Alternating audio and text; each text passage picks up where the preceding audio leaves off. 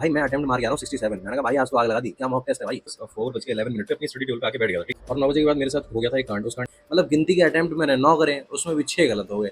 टूट में गलती हुई है कि इसमें ना, और आज से ठीक 5 डेज बचे हुए हमारे आईपीएस पीओ के एग्जाम है, ठीक है। पता है कि मॉर्निंग में सबसे पहले वार्म अप करने के लिए मॉक टेस्ट लेता हूँ। आज दूंगा आईपीएस पीओ का लाइव मॉक। ये आपका तो उसमें एक पजल था जिसमें नहीं फंसा था, मतलब जिस पजल को छूना ही नहीं था, और वो पजल मैंने नहीं छुआ था। और वो पजल था रात को एक मैराथन थी, उसको कंप्लीट करके सोया था, इसलिए थोड़ा टाइम लग गया। बन जाता मैं उसको इंडिपेंडेंट अप्रोच से बनाता हूँ तो इजीली बन जाता। पहले तो मैं भाई 30 मिनट को कब 2 घंटे हुए मुझे पता भी नहीं लगा, उनका प्रॉपर अपनी डायरी में लिखता जा रहा था। और ये डायरी में सच बताऊं कोई इतनी हाई लेवल की नहीं थी, मतलब ऐसे नहीं थी कि बहुत ही ज्यादा कि आज माना कि मेरा जो है सुबह पेट साफ नहीं हुआ था, बट इसका मतलब ये नहीं था कि मुझे मॉक टेस्ट में हक के आना चाहिए था कि यहाँ हुआ क्या, मतलब एकदम से वक्त बदल गया, जज्बात बदल गए। आप सभी को हर माधव, कैसे हैं आप सभी लोग। और आज है डे 7 ऑफ 75 हार्ड चैलेंज। आज ऑलमोस्ट मैं 4:11 पे अपनी स्टडी टेबल पे आके बैठ गया था, ठीक है। उठ तो मैं जल्दी गया था, बट थोड़ा टाइम लगा, जैसे टू डू बनाने में टाइम लग गया था।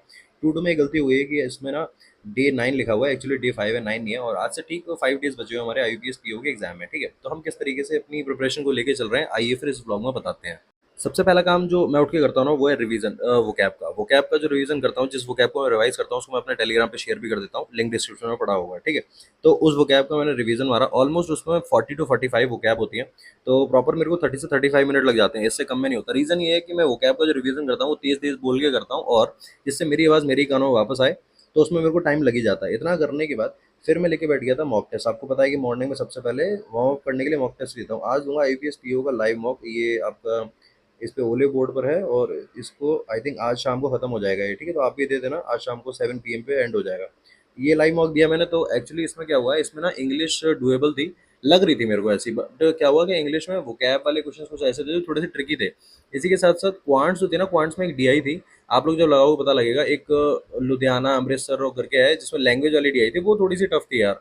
टफ क्या, टाइम टेकिंग थी, मतलब लेंदी थी बहुत ज़्यादा, तो उसमें टाइम लग गया था। एक दूसरी डीआई इजी थी, रीजनिंग बहुत अच्छी थी, रीजनिंग इजी थी, बस उसमें एक पजल था जिसमें नहीं फंसना था, मतलब जिस पजल को छूना ही नहीं था, और वो पजल मैंने नहीं छुआ था। और वो पजल था जिसमें 10% बैठे हुए थे और उनके फेवरेट नंबर्स थे, और उसके साथ साथ उन नंबर्स के साथ साथ उनकी वो भी थी, लोकेशंस भी थी, मतलब कि प्रॉपर वो कहाँ कहाँ रहते हैं वो भी था। तो मतलब दो वेरिएबल हो गए, तो ये थोड़ा सा लेंदी हो गया, तो इसलिए वो मैंने उसको स्किप कर दिया था, मैंने उसको नहीं करा। इसी के साथ हमारा जो मॉक टेस्ट था वो ऑलमोस्ट 5:43 पे डन हो गया था। तो उसके बाद मैं उठा और मैंने देखा बाहर अभी भी थोड़ा सा अंधेरा हो रखा था। चलो कोई बात नहीं, आप पीछे देख सकते हो खिड़की से, आपको शो हो जाएगा। तो अभी अंधेरा था, तो मैं कहा कोई नहीं, अब वो थोड़ा सा रेस्ट चाहिए, रेस्ट इन द सेंस कि मेरे को थोड़ा सा फिजिकल एक्टिविटी करनी थी। तो इसीलिए मैं थोड़ा बाहर निकल गया था और थोड़ी सी एक्सरसाइज वगैरह करके फिर वापस से आया। तो मैंने देखा कि आज सीए की क्लास जो है वो गोल हो चुकी है, और सीए की आज क्लास नहीं हुई है। मैं कहा चलो कोई बात नहीं, सीए की कोई टेंशन नहीं है, वो तो मैं पीडीएफ से कर लूँगा, कोई दिक्कत नहीं है। तो सीए की क्लास स्किप हो गई थी, फिर मैंने क्या करा, मैं एडिटोरियल लेके बैठ गया था। और ये एडिटोरियल जो मैं लेके बैठा था ऑलमोस्ट 8 बजे बैठा था। आप पीछे उजाला देख ही सकते हो गया है, क्योंकि उससे पहले मैं फ्रेश फ्रेश होकर और कुछ नाश्ता वगैरह करके आया था नीचे से। 8 से 9 एडिटोरियल डन करा, और 9 बजे के बाद मेरे साथ हो गया था एक कांड। उस कांड के बारे में मैं अभी आपको बताता हूँ, बट उससे पहले मुझे एक इन्फॉर्मेशन शेयर करनी है कि अगर आप आने वाले बैंक एग्जाम्स को टारगेट कर रहे हो और आपको समझ में नहीं आ रहा है कि आपको प्रॉपर एक कॉम्प्रिहेंसिव वे में कहाँ से पढ़ाई करनी चाहिए, तो आप ओलिव बोर्ड का ये जो बैंकिंग सुपर एलाइट पैकेज है ना, इसको आप परचेज कर सकते हो। रीज़न क्या है, इसमें ना आपको सब कुछ मिल जाएगा। देखो 4000 से प्लस लाइव क्लासेस, 2000 से ज़्यादा इसमें टेस्ट मिलेंगे, 70 से ज़्यादा आपके पीवाईक्यूज मिल जाएंगे, और इसी के साथ पास लाइव क्लास मिल जाती है, मंथली करंट अफेयर्स भी मिल जाते हैं, मैगजीन्स मिल जाती है। इसी के साथ इंग्लिश और हिंदी बाईलैंग्वेज बैचेस भी रहते हैं। और ये प्रॉपर आपके सारे एग्जाम्स को टारगेट करते हैं, like S B P O, S B clerk, I U P S P O, I P S clerk. और सबसे बढ़िया चीज़ ये है कि आपको ना इसमें एक चीज़ देखना कि इसमें जो फैकल्टीज़ है ना, वो मुझे बहुत पसंद है। देखो अगर आप किसी भी टॉपर से किसी से पूछोगे ना कि जीए के लिए कौन बढ़िया है, जीए स्टैटिक बैंकिंग के लिए शीतल मैम बेस्ट है। इसी के साथ संजय सर तो मैं खुद ही रीजनिंग कर रहा हूँ। और सबसे बड़ी बात यह है कि बैंकिंग सुपर एलाइट है ना, इसमें सब कुछ कवर हो जाता है। तो इंस्टेड ऑफ चार जगह हाथ पर मारने से कि भाई यहाँ से भी ढूंढो, यहाँ से सोर्स उठाओ, ये करो, इससे बढ़िया प्रॉपर एक जगह बैठो यार, और यहाँ से सब कुछ टोटली है, सब कुछ है, mock test, P Y Qs और आपके लाइव बैचेस, सब कुछ इसी में मिल जाएगा आपको। तो इस प्रॉपर पैकेज का जो लिंक है वो मैं डिस्क्रिप्शन में डाल दूंगा, कमेंट सेक्शन में भी पिन कर दूंगा। तो एक बार जाके चेकआउट जरूर कर लेना, जिससे आपको आइडिया लग जाएगा कि हाँ भाई मतलब किस तरीके की चीज़ है। और अगर सब कुछ एक ही जगह आपको मिल जा रहा है पूरा कॉम्प्रिहेंसिव वे में, तो इससे बढ़िया तो कुछ हो नहीं सकता, ठीक है।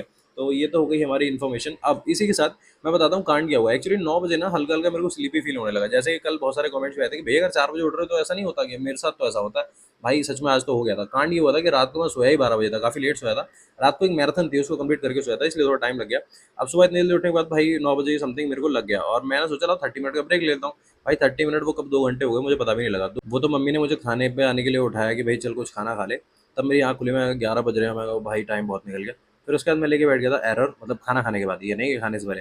एरर लेके बैठ गया था। एरर के क्वेश्चन मैंने सॉल्व करे थे, ऑलमोस्ट 2 घंटे लगे थे। रीजन ये था 2 घंटे इसलिए लगे क्योंकि एरर में जो जो एरर्स आ रहे थे ना, और जो जो मेरे को लग रहा था कि यार ये मेरे को दिक्कत करेंगे बाद में, मुझे याद नहीं रहेगा, उनको मैं प्रॉपर अपनी डायरी में लिखता जा रहा था। इतना कंप्लीट करने के बाद फिर मैंने 15 मिनट का थोड़ा सा एक ब्रेक लिया, जिसमें थोड़ा सा मैं वॉक करके आया था, और उसके बाद फिर प्रॉपर लेके बैठ गया मैं 2 घंटे के लिए पीडीएफ। आईपीएस पीओ की आज डे 36-37 की पीडीएफ कंप्लीट करी थी, जिसमें एक पजल्स थे, मंथ विद डेट थे, और कैटेगरी बेस्ड था जो कि टेबल बेस पे था। उसके बाद लीनियर सेटिंग अरेंजमेंट था, अननोन लीनियर था, और स्क्वायर बेस था, और मिसलेनियस था। एक्चुअली पता है मेरे साथ ना दो पजल में मेरे को बहुत दिक्कत होती है, दो नहीं तीन कह लो। एक पजल जो होता है ईयर बेस्ड वाला, उसमें मैं ईयर्स में कंफ्यूज, नंबर्स में कंफ्यूज हो जाता हूँ। दूसरा है मेरा जो क्लासिफिकेशन, क्लासिफिकेशन मतलब कि जिसमें कि 3 सिटीज़ होते हैं, या फिर उसमें 8 से 9 बंदे बैठ रहे होते हैं, तो उसमें मैं गड़बड़ करता ही करता हूँ। ये दो पजल्स हैं जो मेरे सबसे ज़्यादा दिक्कत करते हैं, बाकी और नहीं करते। जैसे बॉक्स बेस्ड पजल है, वो मेरे से आराम से बन जाता है, मैं उसको इंडिपेंडेंट अप्रोच से बनाता हूँ तो ईजिली बन जाता है। पहले तो मैं उसका ग्राफ बना लेता हूँ, जैसे 9 बंदे हैं तो 9 बंदे का ग्राफ बना लिया। उसके बाद फिर मैं इंडिपेंडेंट से शुरुआत करता हूँ। जैसे ही मेरे को लगता है कि 7 से 8 लोग इंडिपेंडेंट बैठ चुके हैं, उसके बाद तुरंत फिर मैं उसको उठा के ग्राफ जो होता है उस पे पेस्ट कर देता हूँ। मैं अब तो बन ही जाएगा, कोई दिक्कत नहीं। उससे मेरे को आसानी होती है, उसमें दिक्कत नहीं होती।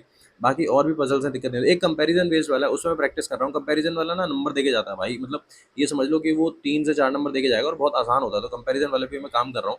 इतना करने के बाद फिर मैं लेके बैठ गया था डीआई। डीआई मैंने बुक से सॉल्व करी थी, और ऑलमोस्ट मैंने 5 से 6 डीआई सॉल्व करी थी। और ये डीआई मैं सच बताऊँ कोई इतनी हाई लेवल की नहीं थी, मतलब ऐसे नहीं थी कि बहुत ही ज़्यादा वो डेटा वाली हो। बहुत ही ज़्यादा डेटा वाली तो आजकल केवल मॉक टेस्ट में ही मिल रही है भाई, और कहीं नहीं मिल रही देखने को। ठीक है। इसी के साथ हाँ, एक चीज़ सबसे ज़रूरी चीज़ भाई, कि आज माना कि मेरा जो है सुबह पेट साफ नहीं हुआ था, बट इसका मतलब ये नहीं था कि मुझे मॉक टेस्ट में हक के आना चाहिए था। एक बार ज़रा इस मॉक टेस्ट को देखना भाई, मतलब इतना गंदा हवा है ना भाई इसमें। भाई मेरे को समझ में ही नहीं आया कि यहाँ हुआ क्या, मतलब एकदम से वक्त बदल गया, जज्बात बदल गए। भाई मैं अटेम्प्ट मार के आ रहा हूँ 67, मैंने कहा भाई आज तो आग लगा दी, क्या मॉक टेस्ट है भाई। रीजनिंग में देखो 3 गलत। भाई इंग्लिश, चलो इंग्लिश तो समझ में आता है मेरे को, 8 नेगेटिव। भाई मतलब ये तो मेरे होते ही होते हैं, इनको तो मैं पता नहीं भाई क्या, भगवान जाने कैसे सही होगा ये। सही क्या है यार, वही है कि प्रैक्टिस करनी पड़ेगी और चीज़ों पर ध्यान देना पड़ेगा, जो गलती हो रही है उसको अब एनालिसिस करूंगा इसका, तब पता लगेगा। भगवान क्या जाने, मैं ही जानूंगा।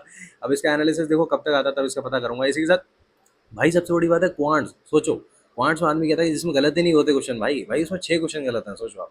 मतलब गिनती के अटेम्प्ट मैंने 9 करे, उसमें भी 6 गलत हो गए।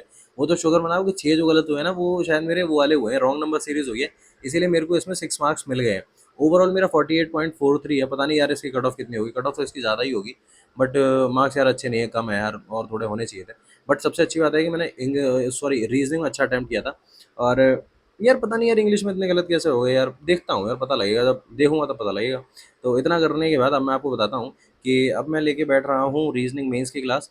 और रीजनिंग मेंस की क्लास को डन करते हैं, और उसके बाद फिर एक मॉक टेस्ट और देंगे, और ये एक दूसरा मॉक टेस्ट देंगे। उसके बाद फिर बैठ के प्रॉपर करेंगे एनालिसिस। और काफ़ी लोगों ने मुझसे पूछा था कि भाई मैं रात को कितने, देखो ऑलमोस्ट ना मैं 8 बजे तक ना सब रैप अप कर देता हूँ, क्योंकि उसके बाद फिर मेरे को थोड़ा खुद के लिए भी टाइम देना होता है, और फिर आपके जो वीडियोस वगैरह हैं, इनको बनाना होता है, तो इसलिए इसमें टाइम लग जाता है। ठीक है। इसी के साथ तुम लोग चैनल पर नए हो तो चैनल को सब्सक्राइब करना भाई, बिल्कुल मत भूलना। वीडियो को लाइक कर लेना। वीडियो देखते हो तो वीडियो को लाइक तो यार कर ही सकते हो, इतना क्या भाई दुश्मनी है भाई। हाँ भाई, ऐसा क्या हो गया। तो इसी के साथ अब हम लोग मिलेंगे नेक्स्ट व्लॉग में। और एक चीज़ और आपको बतानी थी कि एक सबसे ज़रूरी चीज़ ये है कि अगर आपको स्टडी रिलेटेड कंटेंट की नीड हो ना, तो आप टेलीग्राम चैनल ज्वाइन कर लेना। ठीक है। उस पे ऑलमोस्ट 63,000 से प्लस बंदे हैं। तो 63,000 की अगर भीड़ है तो ऐसी तो इकट्ठी नहीं होगी हो ना, कुछ ना कुछ तो उसमें मिलता ही होगा। ठीक है। तो ज्वाइन कर लेना। और इसी के साथ अब हम लोग मिलते हैं नेक्स्ट व्लॉग में, और तब तक के लिए पढ़ते रहो, मुस्कुराते रहो। और जो नेक्स्ट यानी कि डे 8 की जो टू डू लिस्ट है वो मेरे टेलीग्राम पे मिल जाएगी। आज एक गड़बड़ और कर दी भाई मैंने, आज मैंने टेलीग्राम पे टू डू लिस्ट ही शेयर नहीं करी, कुछ नहीं करा भाई आज सुबह सुबह मैं सारा गोल कर गया भाई। चलो कोई बात नहीं, डे 8 की मैं शेयर कर दूंगा। और इसी के साथ हमारे पास केवल यूपीएस पीओ में 5 से 6 दिन बचे हुए हैं, और भाई हमारा स्कोर इतना बढ़िया आ रहा है। देखते हैं यार, काफ़ी लोग ये बोलते हैं कि मॉक का इंटरफेस जो होता है वो थोड़ा सा टफ होता है, रियल एग्जाम थोड़ा इजी होता है। मतलब मैंने भी लास्ट ईयर खैर ये देखा था, बट लास्ट ईयर भी कोई मेरी इतने तोप नहीं मारी थी मेरा आईपीएस पीओ में। तो देखते हैं भाई इस बार क्या होता है। और अपना बेस्ट दे के आऊँगा यार, बाकी गारंटी तो किसी चीज़ की नहीं है। अभी सांस ले रहा हूँ, 1 मिनट में सांस ना आए इसकी भी गारंटी नहीं है। ठीक है। तो मिलते हैं हम लोग नेक्स्ट व्लॉग में, तब तक के लिए बढ़ते रहो, मुस्कुराते रहो। हर हर महादेव।